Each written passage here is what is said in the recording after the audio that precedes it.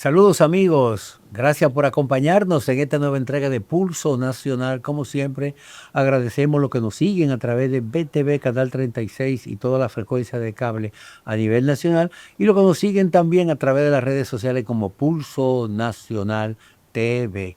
Hoy tendremos una interesante entrevista con el catedrático universitario, investigador, periodista y escritor Rafael Darío Durán. Hablaremos de literatura. Pero vamos a una pausa y regresamos de inmediato con nuestro invitado de hoy.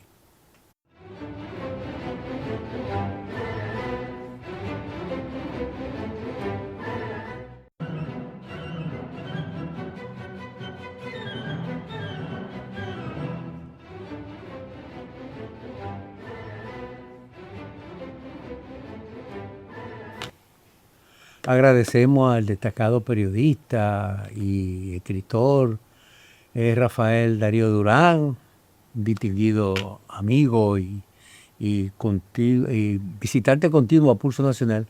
Agradecemos aceptar nuestra invitación para conversar hoy en Pulso Nacional de tantos temas interesantes relacionados con la literatura, con el arte y la comunicación. Durán, ¿cómo estás? Bien, bien, muy buenos días. Gracias por la reiterada invitación.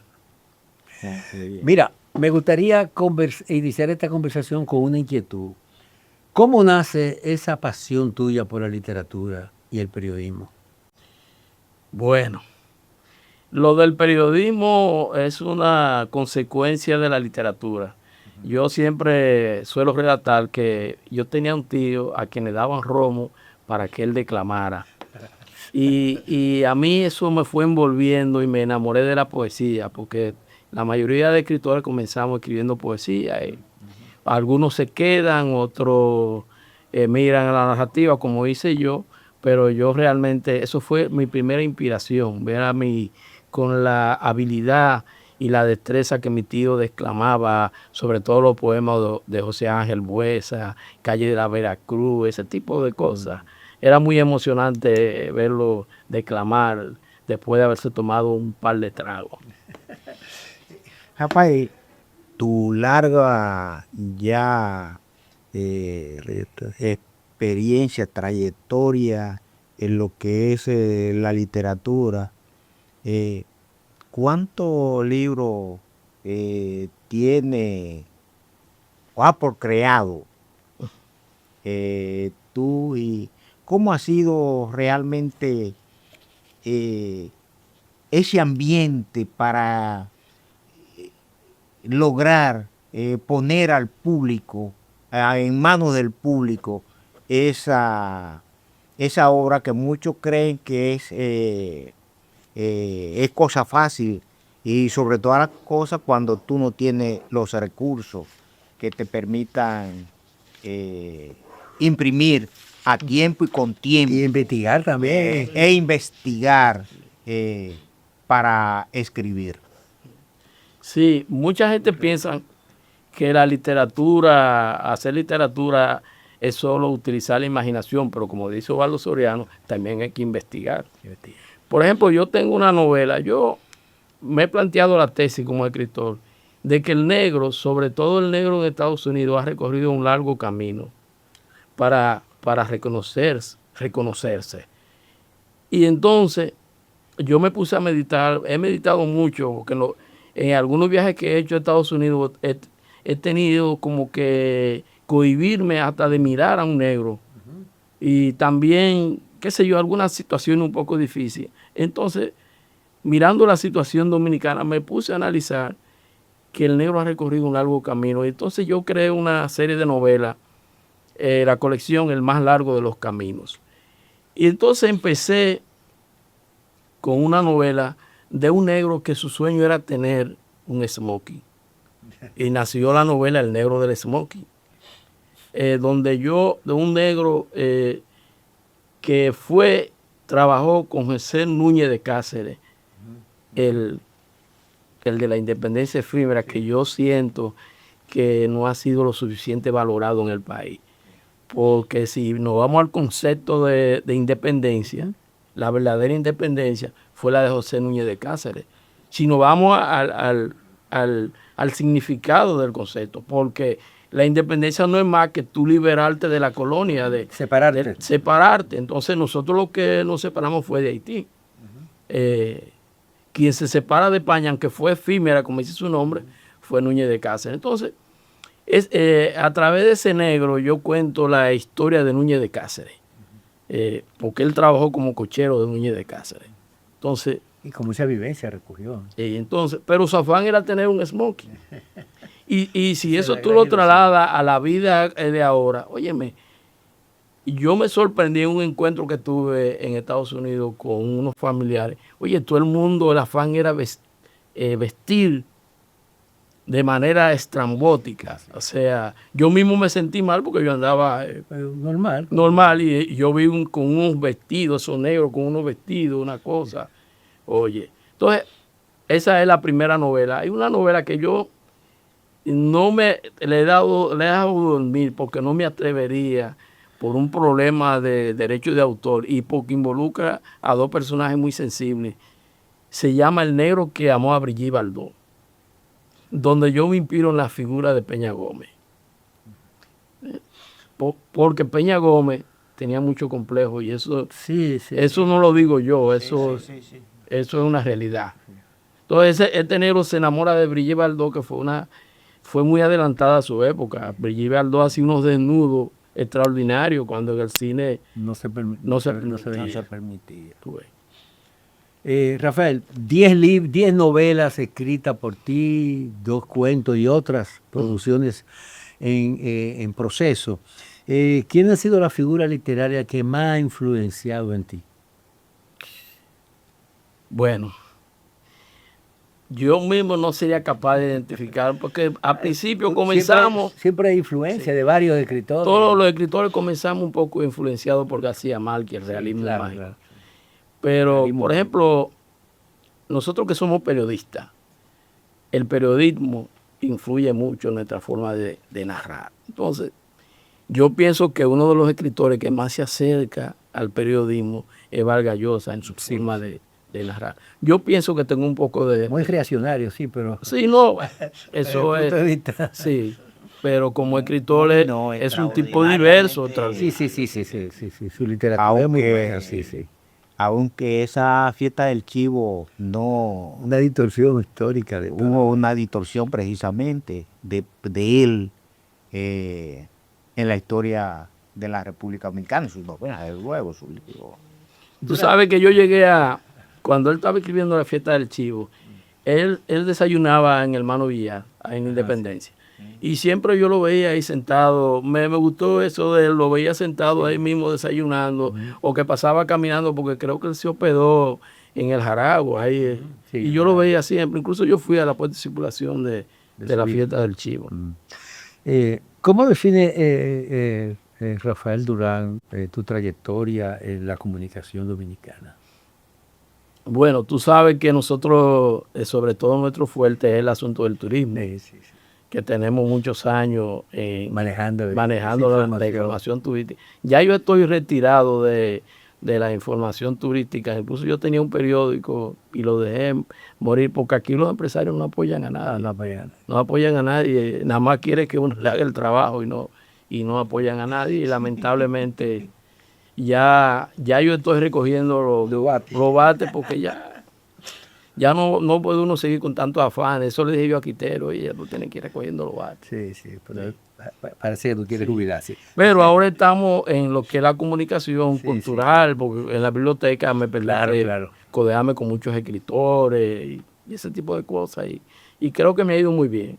Es bueno precisar, Cárdenas, que Durán es el director de comunicaciones de la Biblioteca Nacional, lo que es un escenario muy apropiado para un escritor.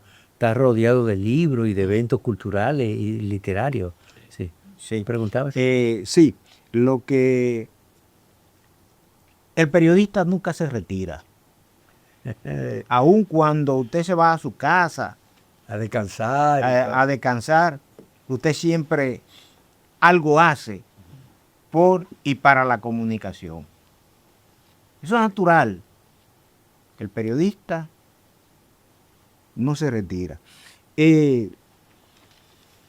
hablaba de la influencia no de escritores, sino del propio periodista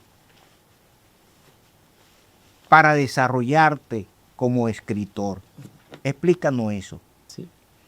Mira, si tú tomas una obra literaria de un escritor sin la influencia del periodismo y toma una con la influencia del periodismo, te darás cuenta que son distintas. Porque el periodismo, tú sabes, el periodismo va a lo preciso, a lo conciso, a lo directo. Tú coges, por ejemplo, el libro de Gustavo Olivo de cuentos y te das cuenta. Es un periodista que hay detrás. Que es un periodista quien escribió ese libro de cuentos. Porque es que el formato, el propio Sí. estilo Y el manejo y el manejo de las... de la narrativa. Rafael, ¿qué representa para ti la literatura en estos tiempos donde predomina tanto la inmediatez y las redes sociales? Bueno, mira, para mí yo creo que por eso uno de los temores más grandes que tengo es mi problema de la memoria. Yo tuve un problema de ACV que precisamente perdí la memoria por un tiempo corto. Me internaron como 3 días, pero logré restaurar la neurona gracias a la literatura. Porque claro. El médico me dijo, no deje de escribir, y yo estaba escribiendo una novela ese, y aunque con dificultad, porque me daba dificultad recordar las palabras precisas, yo continué hasta que me recuperé totalmente. Correcto. Pero yo a veces me digo, por ejemplo, me voy a tomar un año sabático. Yo dije los otros días, me voy a tomar un año sabático, no voy a escribir. Y a propósito que de las redes sociales, oye, me llegó un tema que ya me ha atrapado de forma tal que le tengo pena a mi mujer, porque yo anoche llegué de la biblioteca como a las 9 de la noche y me metí en la computadora y me paré de ahí como a las 11. Es una novela que va a llevar por título El hombre sin historia. Quizás un escenario que nunca va a ocurrir, pero es un sujeto que va en el metro y de repente cuando se apea descubre que no tiene historia, que no existe, que va al trabajo y no figura en la nómina del trabajo, va a su casa, anónimo completamente. Su mujer tampoco reconoce que es su marido. Entonces, al final se descubre que es un experimento que están haciendo. Un experimento social con él. No, un experimento social, no político desde Washington. Wow. Para lograr eliminar a una gente borrando su historia. Entonces, lo primero, oye, a propósito de las redes sociales, le dice un pastor, pero vamos a buscarte en las redes sociales. El que no está en las redes sociales no existe. No existe, no. Y el tipo se busca y bueno, yo no existo, no tengo historia. ¿Tú ves? Entonces yo dije que me iba... Sí, exactamente. Yo dije que me iba a tomar un año sabático, pero lamentablemente no he podido. Pues sí. ¿Tú crees que el hábito de la lectura ha disminuido o simplemente ha cambiado con estos tiempos? La gente lee menos, ¿no? ¿Verdad? Sí, la gente está leyendo menos. Ya no hay venta de libros, no hay librerías. No, incluso la Trinitaria, que era una librería emblemática en la zona colonial, ya desapareció. Sí, y los kioscos donde se vendían libros y revistas, había muchas revistas muy buenas. En diferentes lugares han desaparecido. Y la experiencia de Tisauro, que uno iba, se tomaba un café, una cosa. Y manoseaba un libro y lo compraba. Lo olía. Sí. Y ya eso no ha desaparecido. Entonces ha disminuido el hábito de cosas o simplemente ha cambiado. No, ha disminuido. ¿Y qué factores tú entiendes que han influido en eso? La inmediatez y que todo es gráfico. Todo es gráfico, ahora todo es gráfico. Si la cosa no tiene imágenes, no, la mayoría de gente prefiere ver un video a leer un libro. Sí, a propósito de lo gráfico, recientemente, Agustín Cortés puso a circular un libro sobre toda la cosa de los procesos de 1962 a 2024 en relación con la historia de los procesos electorales, básicamente las cifras de los partidos políticos. Y llego a casa y Comiso tengo un nieto que inmediatamente, cada vez que yo llego, él está ahí, agarra todo lo que llevo y comienza a preguntar.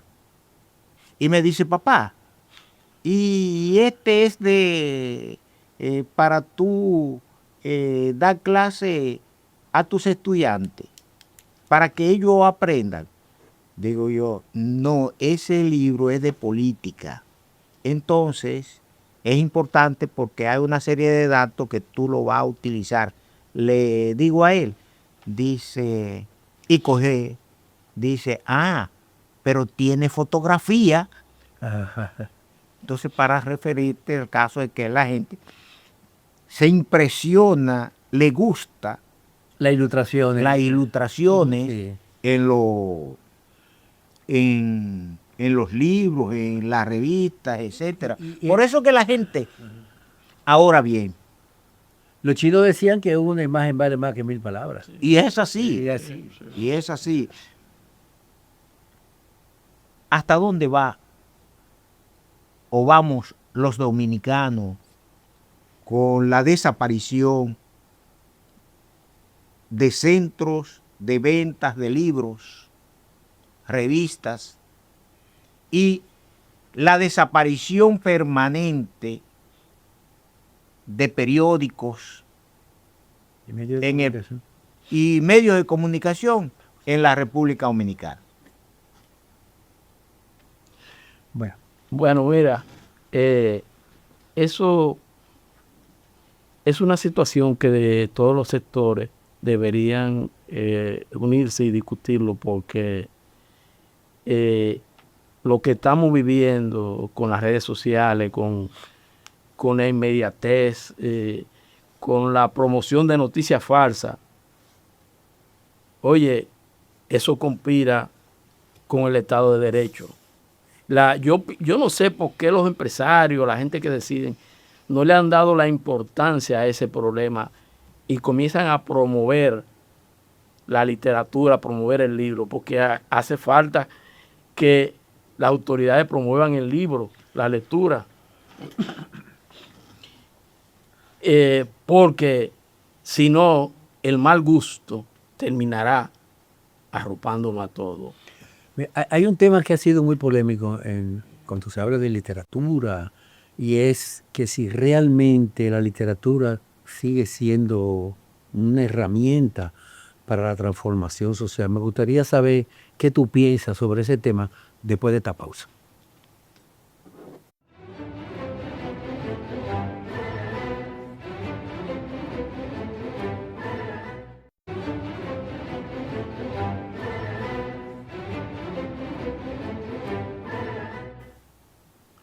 Conversamos con el profesor Rafael Durán, destacado periodista, investigador, escritor, con más de 10 novelas publicadas y varios cuentos.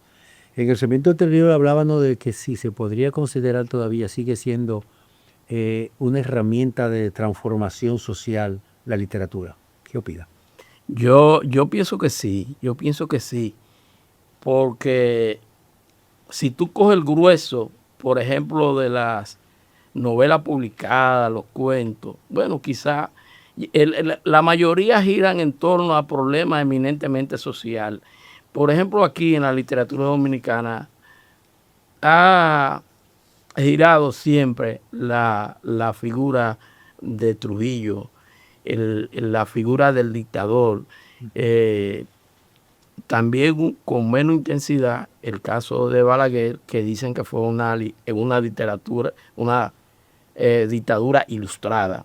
Sí. Yo mismo tengo una novela, creo que son de las pocas novelas donde yo enfoco el fenómeno de Balaguer. Se llama El hombre que no podía morir. Y eso tiene una historia ficticia, pero con cierto viso de verdad. Resulta que la tía mía me dijo que el culpable de que Balaguer volviera al poder era mi papá.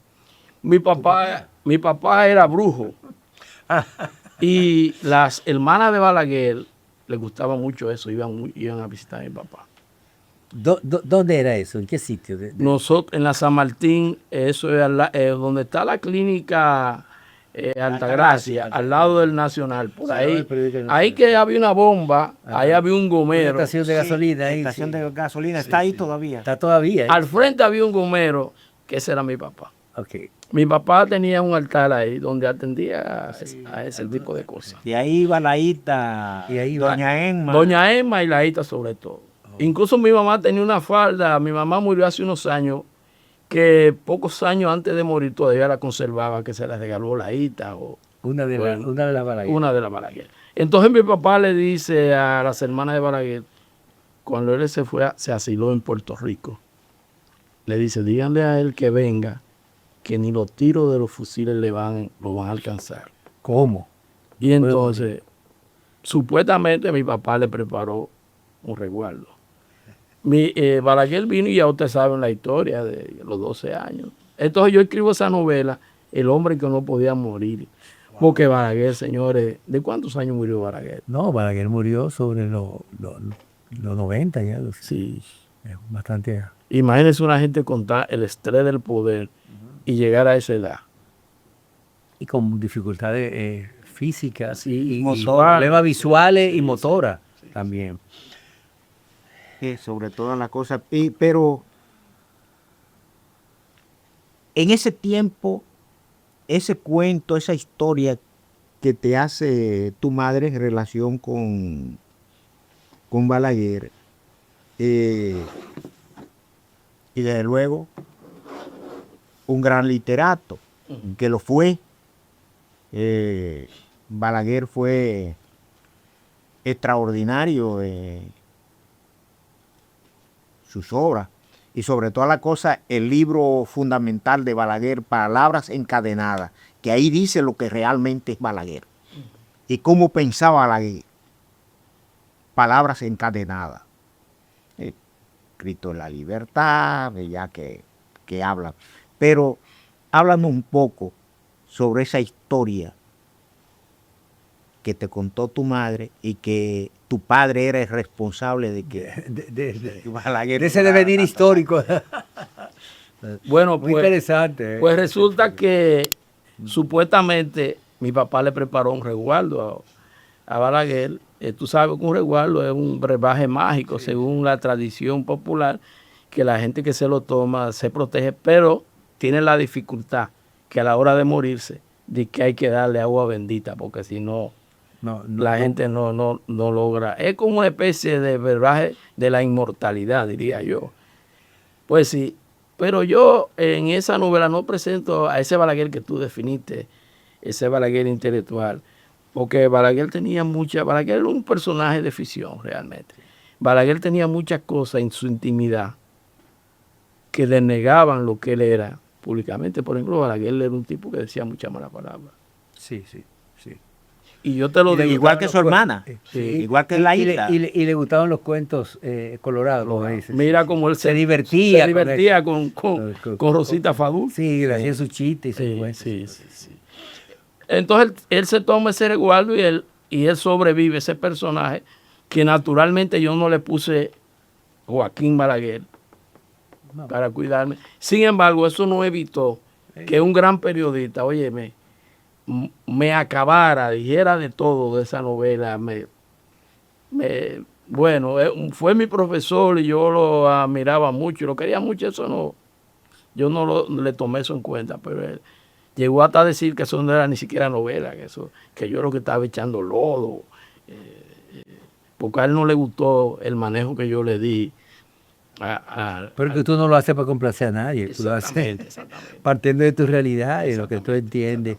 Porque hay una cosa importante a la hora de escribir la literatura. Rafael Durán escribe desde la realidad, también desde la imaginación, y busca ese tipo de trascendencia. ¿Qué diferencia tú estableces entre escribir para informar y escribir para trascender? Bueno, una pregunta, Capicúa. Bueno, tú cuando tú escribes para informar, tú te tienes que ceñir a los hechos. Sí.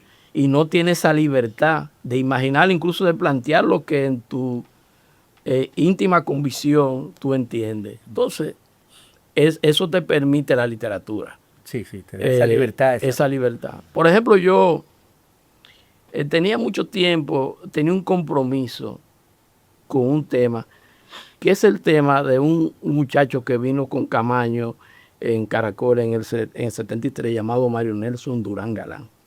¿Pariente tuyo?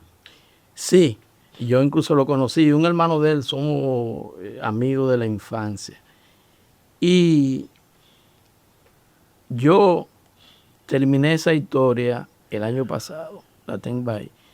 Recientemente tuve un cumpleaños de Cristian Galán, hermano de él, y le comentaba a su hermana que ya por fin yo había concluido eso, porque era un compromiso que yo sentía que tenía con ese personaje. Y ella me dijo, yo quiero leerla antes de que tú la publiques. Óyeme, tú no te imaginas lo que yo he reflexionado a eso, porque es un tema muy sensible para mí, porque ellos son como mis hermanos, yo me crié allá. Sí, entonces, pero yo digo una serie de cosas, sobre todo basándome en el libro de Hanley Herman, Caracoles, la guerrilla de Camaño, donde narraciones de Hanley Herman dice que llegó un momento que ellos se volvieron como locos por la falta de alimentos, por todo lo que implica una guerrilla, porque es muy bonito planificar. Eso es natural. Y eso es natural. Eso es natural en la guerrilla. Eso es natural, claro. ¿Cómo tú evalúas el estado actual de la literatura dominicana, Rafael? Oye, la literatura se ha fortalecido enormemente. Tenemos buenos escritores. Muy buenos escritores. Aquí hay dos. Jóvenes escritores cada día más. Oye, yo te voy a decir una cosa. Ya tenemos en la biblioteca el depósito legal. O sea, por ley, cada escritor debe depositar 3 ejemplares de una obra que escriba. Y yo, para darle un plus a los escritores y animarlos a que vayan, le digo, bueno, ustedes van, le hacen una foto con el director, lo ponemos en las redes sociales. Oye, y permanentemente tenemos visitas de escritores que van a depositar su obra. Su obra, oye. O sea que hay una buena producción literaria en la sí, sí, no solo literatura, ensayo, cuentos, poesía, historia también. Sobre todo el ensayo. Oye, el ensayo la gente no se imagina cómo se ha fortalecido en los últimos años aquí en el país. La Feria del Libro, ¿cómo influyen en la gente y los encuentros, en los eventos culturales para precisamente promover el hábito de lectura? ¿Cómo están influyendo? ¿Realmente son efectivas? Porque se invierte muchos recursos en eso. Mira, yo creo que hay que revisar. Porque hay una distorsión a veces. Hay que revisar la estrategia para la Feria del Libro. El libro no puede ser tan caro en la Feria del Libro. Claro que no. El libro tiene que ser accesible a la gente. Claro. Yo cometí el error de mi última novela, El intrigante diario de Poquita Fe, de venderlo a 800 y dije, no, hombre, lo voy a bajar a 500. Y ya en la próxima Feria del Libro lo pongo barato para que la gente se lo lleve y lo adquiera. Entonces la feria, incluso la Feria del Libro debería tener un apoyo de los empresarios, del gobierno, para que esos libros lleguen a un precio asequible a la gente y la gente pueda leer. Y la feria tenga el sentido. Claro. Rafael, el sentido de promover la lectura y la literatura y el libro. Esa Feria del Libro que se llevan niños, jóvenes de los centros escolares, se hacen giras. ¿Qué tanto ha recibido, de acuerdo a tu opinión, qué tanto ha recibido el apoyo del sector público, del sector privado, para desarrollarla, fomentarla en la sociedad? Bueno, mira, este año pasado hubo un cambio significativo en la Feria del Libro porque estuvo dedicada fundamentalmente a la literatura infantil. Entonces, si tú vas a mover niños a una feria, tú tienes tú debes enfocarla a los libros dirigidos hacia ellos. Claro. Ese fue un gran acierto de Roberto Salcedo, el ministro de Cultura, un gran acierto. En Santiago se hizo una feria también. Sí, la feria regional del Cibao, donde participaban 16 provincias de la zona, sí. Buen apoyo a la literatura. Sí, buen apoyo, sí, a la literatura. Pero es lo que dice Cárdenas, muchas veces en ese tipo de ferias se distorsionaba el espíritu que implicaba el montaje del evento. Y la gente iba a ver, la mayoría eran gente vendiendo, vendedor ambulante y cosas de esas. O sea que como que no se estimulaba la lectura. No solo Hacía falta como una dramatización de los ni libros, tampoco acercar el libro y la lectura a los niños que llegaban ahí. Ni tampoco se ha concebido las salas de lectura, la sala de lectura. En esa feria. Cuando nosotros éramos muchachos haciendo, ¿te acuerdas de los cineforos? Sí. También discutiendo los libros. Nosotros nos reuníamos y teníamos una misión, leer un libro. Y después nos reuníamos fin de semana y lo discutíamos. Y cada quien daba su punto de vista sobre ese libro. Sí, eso se ha perdido. Sí, yo pienso que hay que rescatar algo de eso. Rescatar y pensar la feria del libro ya en función de promover la literatura y el libro, porque como tú decías antes, mucha artesanía, comida y cosas, y incluso las mismas bibliotecas públicas, también hay que tratar de cambiar. Hay que reenfocarla. Oye, en Argentina, yo tengo un amigo con el que me tocó actuar como escribir un libro sobre su vida, que es un argentino. Y él me dijo, yo te voy a invitar a Argentina. Él me trajo una portada, una literatura. No, él me trajo un folleto. Como esta cosita, una imagen, una fotografía de la biblioteca. Y dice, mira, esta biblioteca yo te voy a llevar y te voy a dejar ahí el día entero. Yo voy a hacer mi negocio y te voy a dejar. Te recojo en la tarde. Te recojo en la tarde. Ahí tú puedes leer, tienes restaurantes y tú te puedes pasar el día entero ahí. Manosear los libros. Puedes leer el libro que tú quieras. Eso hace falta aquí. Claro. Sí, pero Argentina es uno de los pueblos en el aspecto de la escritura, el conocimiento de la educación más desarrollado de América Latina. Y Argentina y Uruguay. Y esto se debe precisamente a Faustino Sarmiento, quien fue presidente de Argentina y dedicó gran parte de el presupuesto al fomento de la educación. En una sociedad donde no se dedica gran parte de esos recursos a la educación, no podemos hablar entonces de desarrollo literario como tal. Tu experiencia en relación a la República Dominicana, ¿qué hay que hacer? Bueno, lo que hay que empezar en aumentando el presupuesto destinado al sector cultural. Eso es fundamental. Sobre todo para fortalecer las bibliotecas.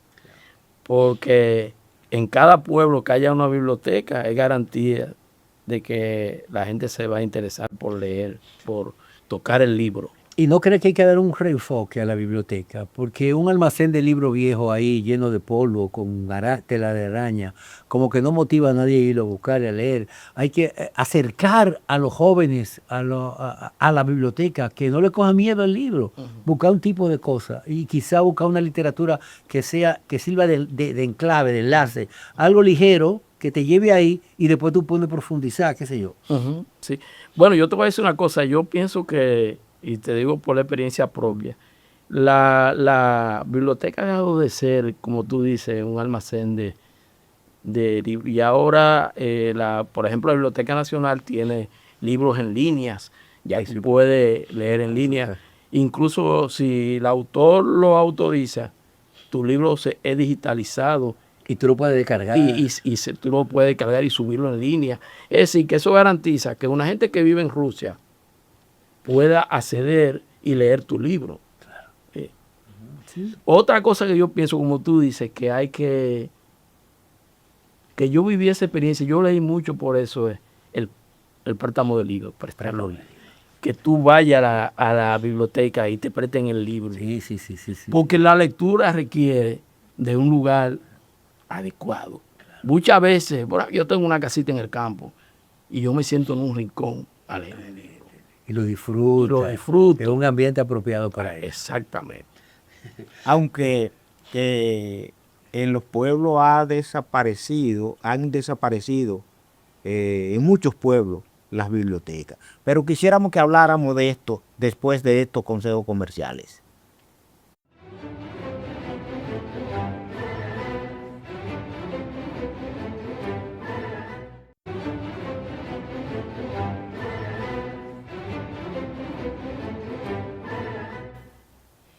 Rafael, en muchos de los pueblos del país, municipios, han desaparecido las bibliotecas. ¿Será por falta de apoyo de los ayuntamientos, del Ministerio de Cultura? ¿Qué está ocurriendo? Yo te diría que por falta de apoyo de los ayuntamientos. Hay una ley que obliga a los ayuntamientos a establecer bibliotecas en sus demarcaciones.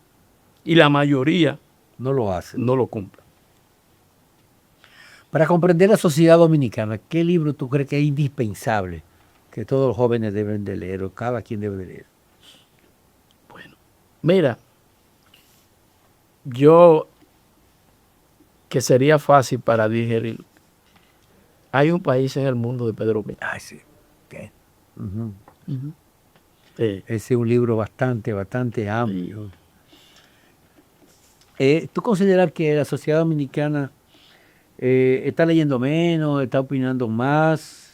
¿Qué tanto está influyendo la politización, la política en los hábitos de lectura, el problema de las redes sociales, la inmediatez? ¿Cuál es si tú tuvieras que señalar un problema así puntualmente que dificulta el acceso de los libros, de la literatura, de la cultura a la población, ¿cuál sería ese obstáculo que hay que eliminar? Tú lo dijiste. Mira, esta es una sociedad altamente politizada. Yo, como columnista, que escribía en un periódico artículos sobre política, un día dije, pero el país está cansado de tantos comentaristas, de tantas personas que opinan sobre política. Sí, yo dije, no, yo voy a escribir sobre boleros. Y yo escribo sobre boleros toda la semana. Y yo te voy a decir una cosa, yo puedo afirmar que yo he tenido mucho éxito. No solo aquí, mi columna semanal se lee en Cuba y se lee en otros países. Sobre el bolero. Sí, porque he investigado mucho sobre el bolero. Tú has escrito varios libros sobre el bolero. El caso de La Lupe fue uno de sus libros más. Mi novela sobre La Lupe. La novela sobre La Lupe. Con el diablo en el cuerpo.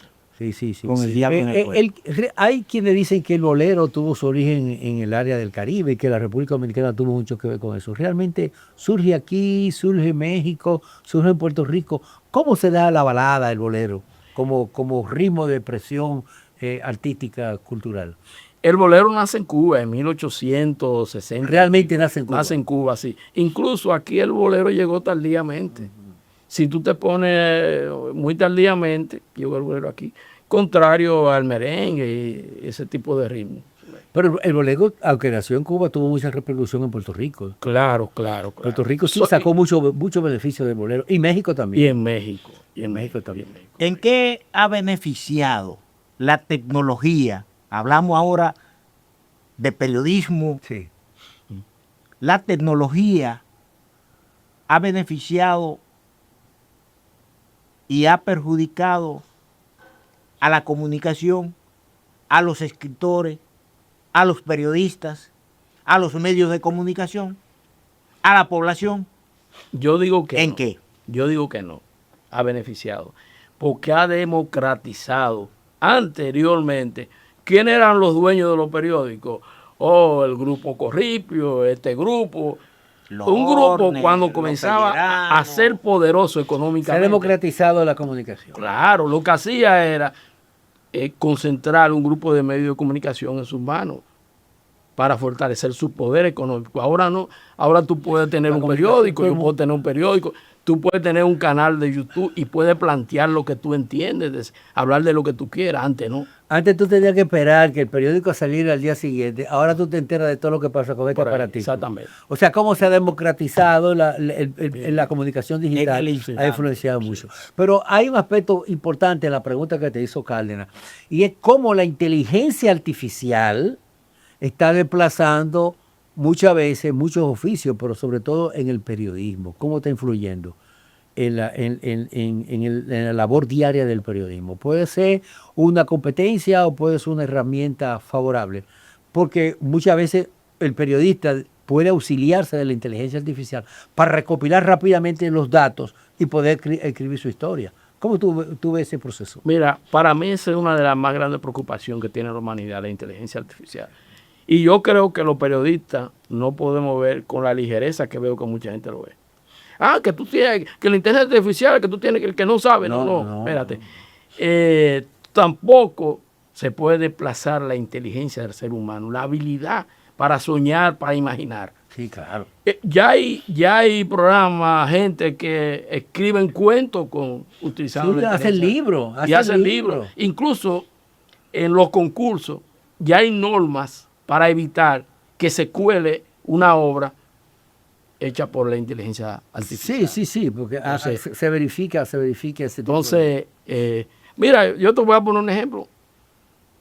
Para mi novela El Negro del Smoking, yo quería una portada. Yo tengo una idea de portada. Y me dice un tipo que trabaja allá. Ahora mismo. No, ven, dime qué tú quieres.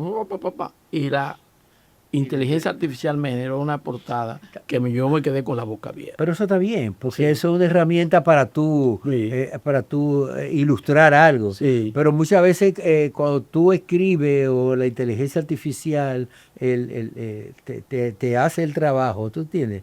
El algoritmo es el que hace el trabajo. Tú ves gente que presenta el libro y presentan cosas cuando tú sabes que su aporte ha sido muy reducido, si es que hay algún aporte. Sí, hay.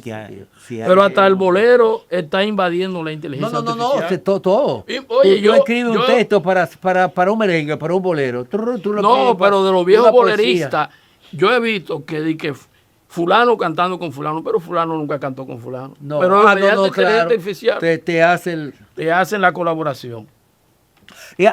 Estos avances tecnológicos, el mismo desarrollo de los medios digitales ha creado un problema de credibilidad y de desinformación con las noticias falsas y cosas. Bueno, yo creo que ya estamos en la fase final de esta entrevista interesantísima, nos quedaron muchos temas, pero no quiero finalizar sin preguntarte algo. ¿Qué libro a ti te cambió la vida? Bueno, mira,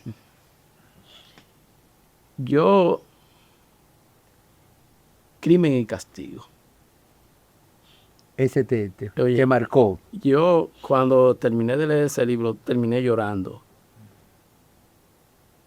Aquí hubo una época que una editora El Progreso de Rusia bombardeó el país con todas esas novelas de esos autores rusos. Sí, claro. Y la mayoría de nosotros, los que militamos en la izquierda, leímos todos esos libros. Sí, claro. Que eso hay que agradecérselo a la editora Progreso. Y ese fue uno de los libros. La Madre, Así se templó el acero, etcétera. Con una palabra, ¿cuál es el momento más difícil de tu carrera? Ya estamos finalizando.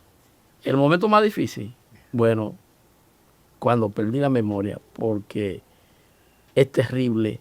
Te desenchufaste. Es terrible. Mira, mi mujer me presentó una foto y yo no sabía quién era, de un niño pequeño, y resultó que era de mi nieto, un nieto que yo adoro. Entonces ese fue el momento más difícil. Bueno, agradecemos a Rafael Durán, destacado periodista, investigador, profesor universitario y escritor, prolífero escritor, por participar con nosotros en esta interesante conversación en Pulso Nacional. Vamos a una pausa porque hay mucho más en Pulso Nacional.